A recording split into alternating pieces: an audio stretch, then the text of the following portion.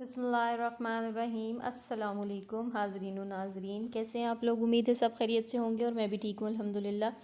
आज का व्लॉग जो है, आज मुझे कोई सफाई का काम तो था नहीं, तो मैंने सोचा कि आपसे मैं जो है ना वो रेगुलर से थोड़ा हट के आज आपसे कोई डिफरेंट चीज़ शेयर करती हूँ। तो ये आज कुछ सब्ज़ियाँ सुबह हमने ली थी बड़ी फ़्रेश फ़्रेश किस्म की, तो मैंने कहा चलो आपसे ये भी शेयर करती हूँ।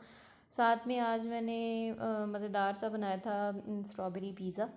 तो स्ट्रॉबेरी पिज़्ज़ा जो है वो थोड़ा सा डिफरेंट है उसकी रेसिपी, और वो मैंने कैसे बनाया था उसमें जो है ना मैंने ये किया था कि 1 कप मैदा लिया था, उसमें मैंने 1/3 टी स्पून बेकिंग पाउडर का डाला था, 1 एग डाला था, और होल एग जो होता है ना।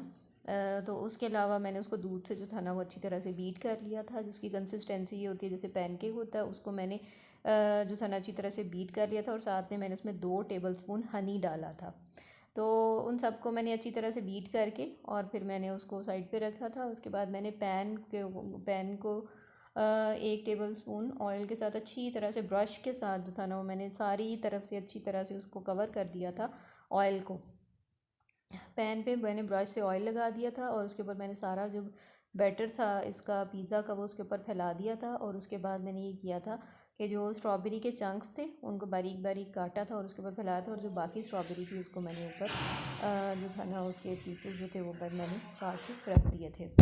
तो उसके बाद मैंने ऊपर ढक्कन दे दिया था। हल्की आंच पर आपने इसको पकाना है, और हल्की आंच पे जैसे ही पक जाएगा तो उसके बाद आपने इसको थोड़ी देर के लिए उसको टर्न करना है। टर्न करने के बाद कोई 1 मिनट के लिए आपने इसको चूल्हे पे रख के उतार लेना है। तो वो आपको दूसरी तरफ फ्राइंग पैन में थोड़ा सा स्ट्रॉबेरी के चार नज़र आ रहे होंगे पीसेस, तो ये इसी वजह से हुआ कि मैंने जब उसे टर्न किया है तो उसके बाद जब मैंने उसको उठाया था ना तो वो हल्का सा 1-2 चिपक गए थे साथ में, बाकी उतर गए थे। उसके बाद मैंने इस पर फ्रेश क्रीम लगा दी थी, और फ्रेश क्रीम मैंने तकरीबन 2 टेबलस्पून फ्रेश क्रीम को ऊपर डाला था, और इसके ऊपर अपना जो पिज़्ज़ा था, और फिर मैंने जैम, मेरे पास मिक्स फ्रूट जैम पड़ा हुआ था, उसको मैंने अच्छी तरह से मिक्स करके, और मिक्स इसलिए किया था कि वो चूँकि जो है ना वो थोड़ा सा गाढ़ा होता है, तो जब आप मिक्स करते हैं ना तो वो थोड़ा सा पतला हो जाता है। चूँकि बाहर ही पड़ा होता है जैम, हमारा फ्रिज में तो होता नहीं है, तो फिर वो जल्दी से हो गया था। और उसके बाद मैंने ये किया था कि इसको मैंने फटाफट से इसके ऊपर अच्छी तरह से जो है ना वो फैला दिया था, ताकि ये ना ऊपर अच्छी तरह से जो है ना वो उसके ऊपर फैल जाएगा।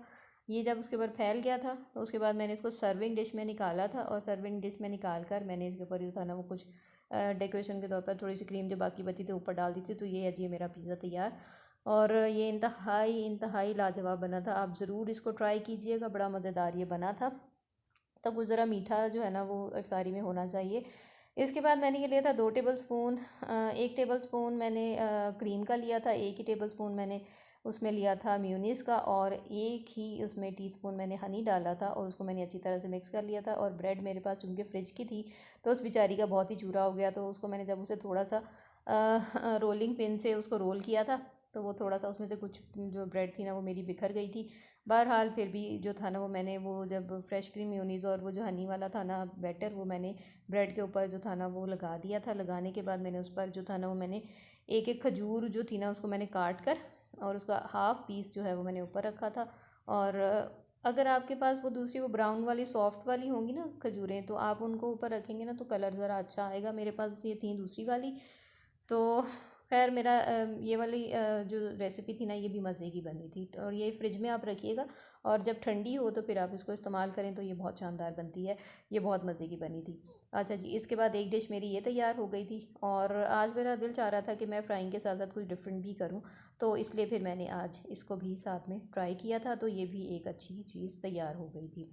उसके बाद बारी आती है जी इसकी प्रेजेंटेशन की। तो फिर मैंने कहा था बाकी जो लेफ़्ट ओवर थे उसका मैंने रोल बना लिया, थोड़ा सा उसका मैंने बॉल्स बना लिए थे, ब्रेड के बॉल्स ये जो थे, और साथ में कुछ ब्रेड को मैंने अंदर ही वही बैटर लगाकर और ऊपर से दूसरा पीस रख दिया था। तो ये एक जो मेरी प्लेट थी वो तैयार हो गई थी। बाद में अब बारी आती जी पकौड़ों की। उसमें मैंने मिर्चों के पकौड़े बनाने थे, साथ में मैंने प्याज और आलू के पकौड़े बनाने थे। मिर्चों में मैंने नमक, हल्दी और चाट मसाला भरा था, और बेसन का बैटर नॉर्मल तैयार किया था, और उसमें मैंने थोड़ा सा मीठा सोडा डाला था, और उसके बाद मैंने इनको फ्राई कर लिया था। ये है जी मेरे बेसन के पकौड़े, मिर्चों के और मिक्स पकौड़े। ये हो गए थे। साथ में दोपहर में मैंने ये बनाया था कि मैंने ना दोपहर में चनों का शोरबा बना लिया था, तो इफ्तारी का टाइम हो रहा था और वर्कर्स के लिए खाना जाना था, तो उनकी रोटियां हमने पहले बना ली थी और साथ ही मैंने सालन ऊपर रख दिया था कि गर्म हो जाए, तो वो फिर गर्म होने के लिए रख दिया था मैंने। तो अब ये सालन गर्म हो रहा था, तो उसके बाद मैंने ये सोचा था कि अब जो इफ्तारी वगैरह भेजनी थी वहाँ भेज दूँ, और बाकी जो इफ्तारी है ना फिर मैं उसकी पिक्चर ले लेती हूँ। तो ये फिर मेरी वो जो बाकी इफ्तारी है ना, ये मैंने उसकी पिक्चर ले ली थी क्योंकि मेरे पास टाइम फिर कम होता है। तो आज मुझे थोड़ा सा टाइम था कि मैं इसकी ना पिक्चर ले सकूं, तो मैंने फिर ये सोचा था, मैंने फिर शनाज से यही कहा था कि आप ऐसा करें कि आप ना शोरबा एक बाउल में निकाल दें, तो वो भी हम उसकी भी पिक्चर साथ में बना लेते हैं। तो ये वाला जो काम था ना आज बहुत ही छोटा सा काम था। साथ में ये दोपहर का चने थे भुने हुए, वो मैंने निकाले थे और उनका मैंने सैलेड भी बना लिया था साथ में ना, और बॉयल राइस थे इसके साथ जो हमने इसके साथ खाए थे, और साथ में खजूरें थी। और ये जी आज हमारी इफ्तारी। उम्मीद है आपको अच्छी लगी होगी, और प्लीज़